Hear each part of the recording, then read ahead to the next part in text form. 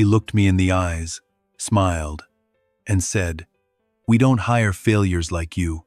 He thought it would break me. But that was the moment I started planning his fall. The office was two pristine mahogany desks polished to perfection. The skyline reflected in glass walls like a kingdom he believed he ruled. Kareem sat there, with a smirk carved into his face, like a mask he wore too long. The kind of smirk only someone who's never built anything real can wear. Entitled, detached, cruel. I stood before him, wearing my best suit, borrowed confidence stitched into every thread. I didn't come for a job, not really. I came to make peace, to reconnect, to rebuild a bridge after years of silence. But Kareem didn't offer peace. He offered performance and humiliation. "We don't hire failures like you," he said, loud enough for his assistant and the open door to hear. It wasn't rejection. It was a statement, a branding. I didn't flinch. I just nodded slowly and replied, "I understand perfectly." Like, I understand perfectly. I didn't flinch. I didn't flinch. But inside, something snapped, not like glass breaking, more like ice cracking deep beneath the surface. Quiet, but dangerous. Kareem wasn't just my wife's brother. He was once my best friend, my mirror. In college, he crashed on my couch for months when he had nothing. I edited his essays, pitched in on his portfolio, helped him land his first internship. He toasted me at my wedding. We were brothers until I lost everything. 3 years ago, my startup collapsed after a hostile takeover.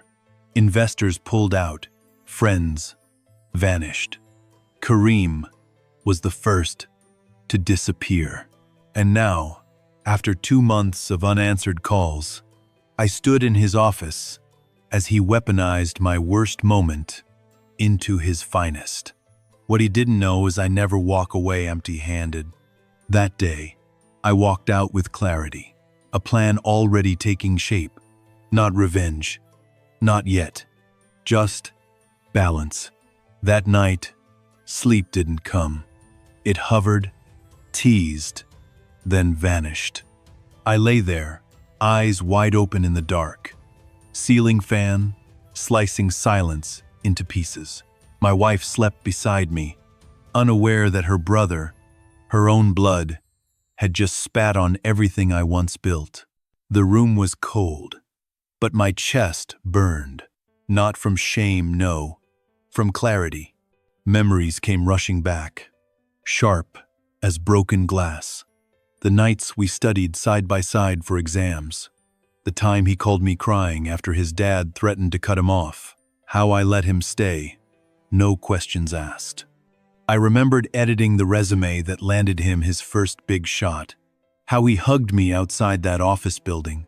Said, "You're the reason I believe in myself." I believed it too, back then, before he climbed high enough to forget where he started. Back then, he called me his mirror. "When I look at you, I see who I want to be," he said once, drunk on ambition and cheap whiskey. But mirrors remember. Even when the reflection walks away, over time, the signs were there. I just didn't want to see them. Family dinners where he casually mocked my business ideas like they were punchlines. His tone, when I told him I raised my first round beginner's luck. The silence after I lost it all. Not even a text. Not even a lie. He never stopped smiling. Just started smiling less like a friend and more like someone waiting for me to fall. I thought he pitied me. Now, I realized he enjoyed it. It fed something in him. That smugness in his eyes at the office wasn't about power. It was about erasure. He didn't want me to fail. He needed me to stay failed, to confirm that he had won. I rose from bed quietly and walked to the kitchen, heart pounding. The fridge light flicked on, casting a sterile glow across the marble. I didn't reach for food. I reached for my notebook. not to write a journal entry, to start a blueprint. I wasn't going to scream. I wasn't going to curse his name. I was going to dismantle him. Politely, quietly, completely. The first rule of revenge? Don't call it revenge. Call it truth. Call it restoration.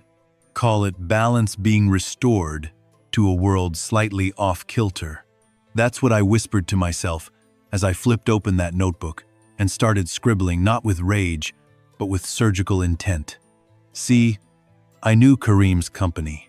I didn't need access to files or passwords. I knew how it was built because I helped him build the mindset behind it. He was never a builder. He was a talker, a closer, a man who inherited charm and wore it like armor. But charm can't hold up the roof when the foundation is rotting. I started small, strategic. The board. I knew 2 of them personally, from my investment days. Old favors, quiet debts. I reached out friendly lunches. No pressure. I didn't say a word about Kareem at first. I just listened, watched their expressions when I brought up quarterly stagnation, asked offhandedly about leadership direction. Then I planted seeds. Do you think Kareem's still hungry? Still hands? On? He's more of a figurehead now, isn't he? I saw it in their eyes: doubt, curiosity, not betrayal, permission. From there, I went deeper. I hired a forensic accountant, not looking for crime, but for sloppiness. And I found it. Vendor bloat, payment cycles that didn't line up, overhead spending that screamed, no one's watching. Kareem wasn't crooked. He was careless. And in business, that's worse. Because carelessness isn't illegal. It's fireproof fuel for a corporate coup. But the real lever? That was in my back pocket for over a year. One of the board members, his son, had been involved in a silent bribery scheme. I had the documents.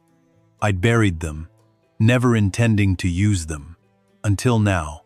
Now, they were leverage. I made a single call. Calm, respectful. Not a threat, just a reminder. And an offer. I'm not here to destroy anyone. Just want the company to be steered by someone who actually built something. He agreed quietly. The second board member was easier. Money talks. I offered to back his upcoming venture if he supported the leadership transition. He didn't even blink. 3 weeks. That's all it took. 3 weeks of silent lunches, polite nods, veiled conversations, and one golden phrase whispered across mahogany. It's time for a change. And just like that, Kareem's kingdom had a crack in the crown.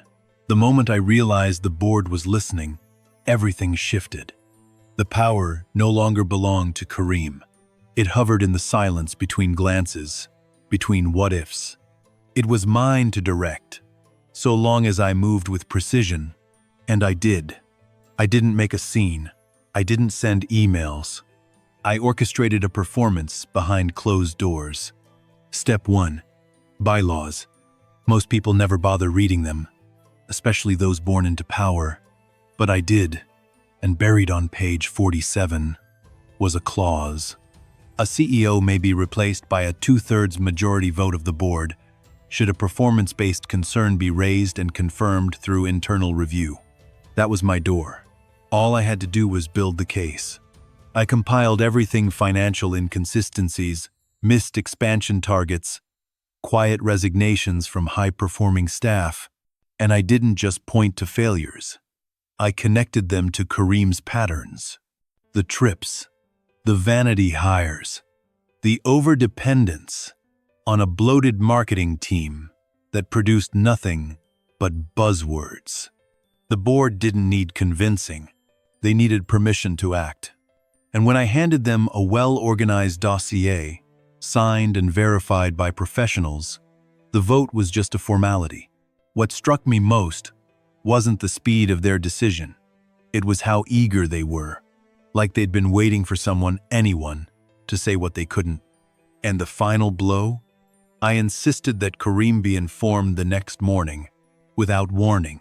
He'd walk in, thinking it was just another Tuesday, another day to smirk behind his desk, hand out fake praise at staff meetings, and bask in unearned reverence. But that Tuesday, he'd walk into my office. I stayed late the night before. Saturday, in that high-backed chair, staring at the skyline. The same skyline I once looked up to while broke, betrayed, forgotten. Now it stared back at me.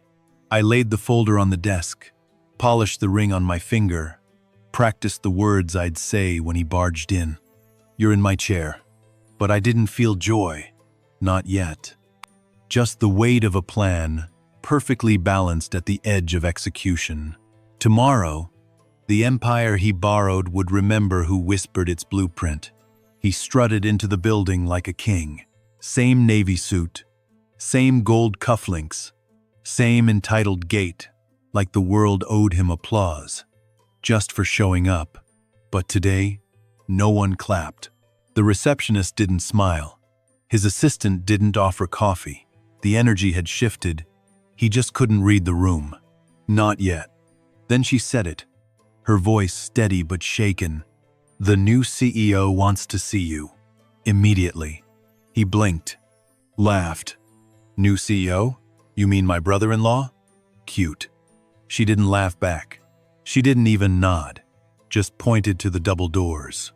He stormed in, expecting a prank, maybe a misplaced birthday surprise. Then he saw me, behind his desk, in his chair, calm, focused, ready. His smirk cracked. "What the hell is this?" I didn't rise, just looked him in the eye. "Have a seat." He didn't. His eyes flicked to the desk, to the polished folder, resting, dead center. He reached for it, with trembling fingers. He read, page after page, quarterly losses, internal complaints, board signatures, his name, circled in red, again and again. He looked like a man seeing his own obituary in print. You set me up." I leaned forward. "No, Kareem, you set yourself up. I just helped the truth surface." "This is betrayal," he hissed.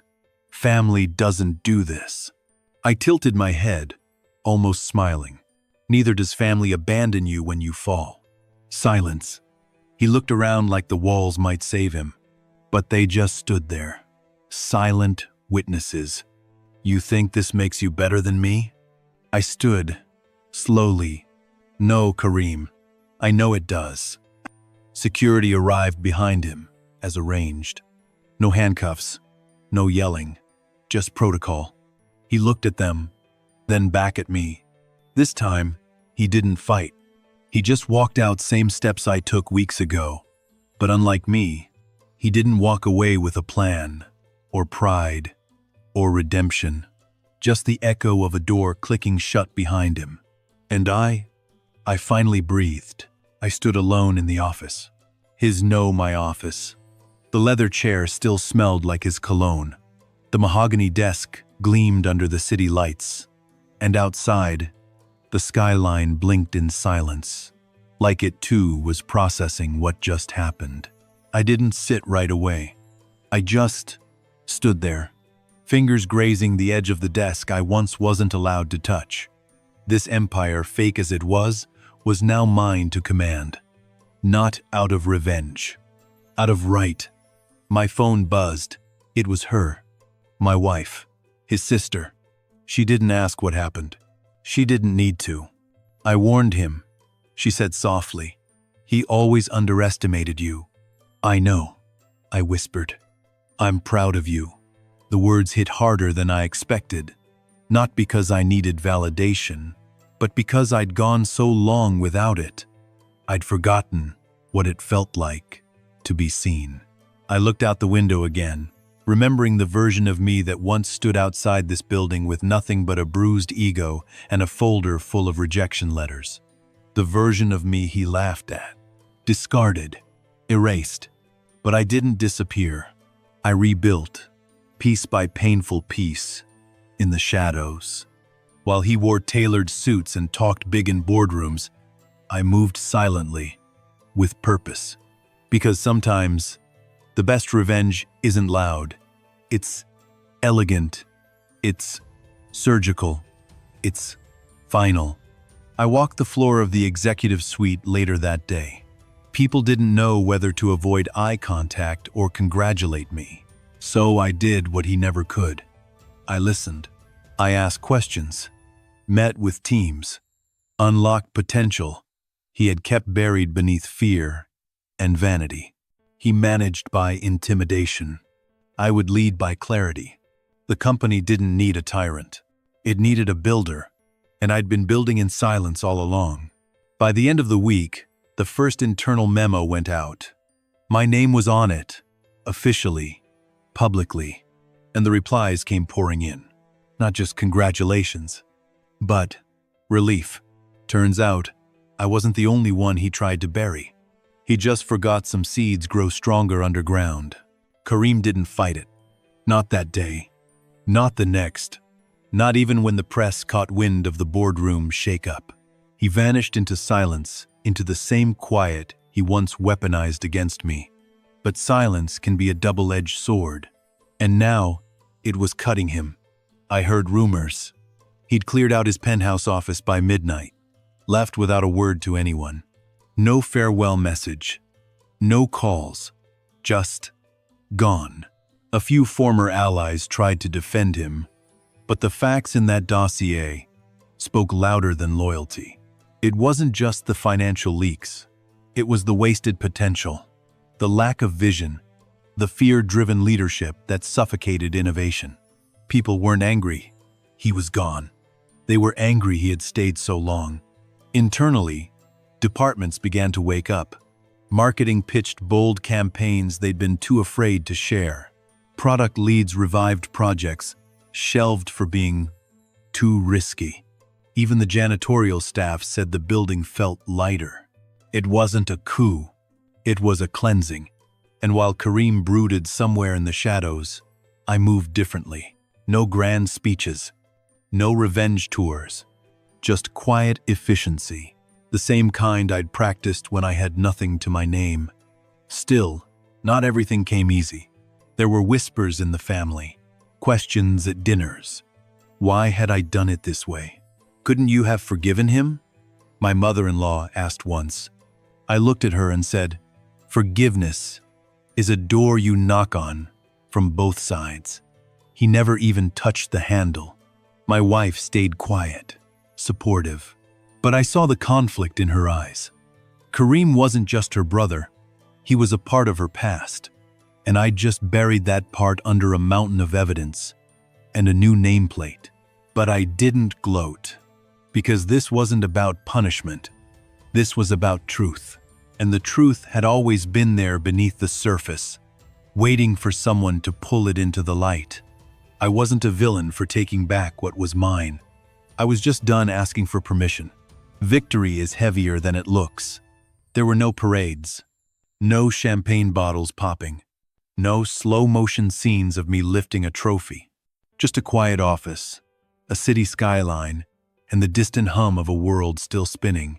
For weeks, Kareem didn't reach out. Not a call, not a text. But I knew he was watching. From the shadows, from the sidelines, from the same silence he once used as punishment. But now, I wasn't the one breaking. I was building. Yet, something still ached. It wasn't regret. It was residue. The kind that clings after a betrayal so deep, you start to wonder if any of them was ever real. My wife sat across from me one evening, her expression unreadable. He's not talking to anyone, she finally said. I didn't look up from my laptop. He made his choice. You made yours too, she said softly. Just don't become him. That hit harder than I expected, because deep down, I knew what she meant. Power has a price, and sometimes the receipt doesn't show up until long after the purchase. I had taken back my place, but I hadn't taken back my peace. There were people who looked at me differently now, with admiration, with fear. with caution. No one joked around the same way. No one assumed I was the underdog anymore. It was lonely at the top, not because I missed Kareem, but because I missed the version of myself that still believed in him. Still, I moved forward. One policy at a time, one meeting at a time, one late-night strategy session at a time. I started mentoring again young founders, scrappy teams with more heart than polish. It reminded me of who I was before all of this. And maybe that's what balance looks like. Not forgetting, not forgiving too quickly, but refusing to let the past decide the kind of man I'd become. Kareem's silence no longer haunted me. It fueled me. Because now, every step I took wasn't about proving him wrong. It was about proving me right. 3 months later, the company was unrecognizable. Quarterly growth spiked. Internal surveys showed record-high morale. Clients who had ghosted us during Kareem's reign returned with eager deals. But the real change? The air. There was no more fear lingering in the elevators. No more whispered complaints in the break room. Only focused movement, determination, respect. I didn't rule like Kareem. I didn't need to. My power didn't come from intimidation. It came from precision, from clarity, from silence, used wisely, not as a weapon. One Friday, just before close of business, a familiar name popped into my inbox. Kareem. Subject line, lunch? No apology, no explanation, just that. For a moment, I hovered over the email. I imagined us sitting at a quiet table somewhere, awkward smiles, broken memories spread across the table like shards of glass. But I didn't respond, not because I hated him, because I no longer needed him, and that was the most satisfying form of revenge. I no longer lived in opposition to him. I lived independently of him, and that, I realized, was the very thing he feared most. Not that I'd fail, but that I'd thrive without him. The following week, I was invited to speak at a tech leadership summit. The same stage Kareem once mocked me for never stepping on. I stood there in front of hundreds, maybe thousands of eyes, and I opened with a single line. 3 years ago, I lost everything, and I'm here to thank the silence that followed, because that silence taught me how to build louder than anyone ever doubted. Applause. Not just polite, real, earned. As I walked off stage, a young founder stopped me, his eyes wide, hungry. "You made it look easy," he said. I smiled. Nothing about it was easy, but I didn't waste energy proving people wrong. I used it to prove myself right. That's the legacy I wanted. Not the destruction of an enemy, but the quiet elevation of everything he thought I'd never be. The throne fit differently now, not because it was finally mine, but because I had built the foundation beneath it. That evening, I stayed late at the office. The city stretched out beneath me, thousands of windows glowing in the distance like little quiet stories. But mine? Mine had finally found its voice. I thought back to the first time I stood in that lobby. Empty pockets, burned bridges, no one waiting, no one believing, except me. And sometimes, that's enough. I took off my tie and let the silence settle in again. But this time, it didn't feel like abandonment. It felt like peace. Not all victories come with a parade. Some arrive with a chair that was once denied, and a nameplate that no one thought you'd earn. Kareem never apologized. He never will. But I'm no longer waiting for closure from someone who's allergic to accountability. Instead, I built my own ending, not with rage, not with revenge, with restraint. Because that's the difference between men like him and people like us. They burn bridges out of fear. We build empires out of silence. And when they come knocking again, hoping for just one more seat at your table, you'll smile, but you won't have to open the door. Not out of cruelty, but because some chapters are better left unread by the ones who never believed in the first place. If you've ever been underestimated, betrayed, or counted out, drop A in the comments. What's the most satisfying form of justice you've ever seen? Tell your story below, we read everything.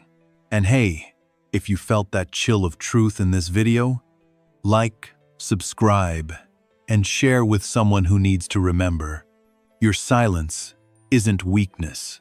It's the start of your legacy.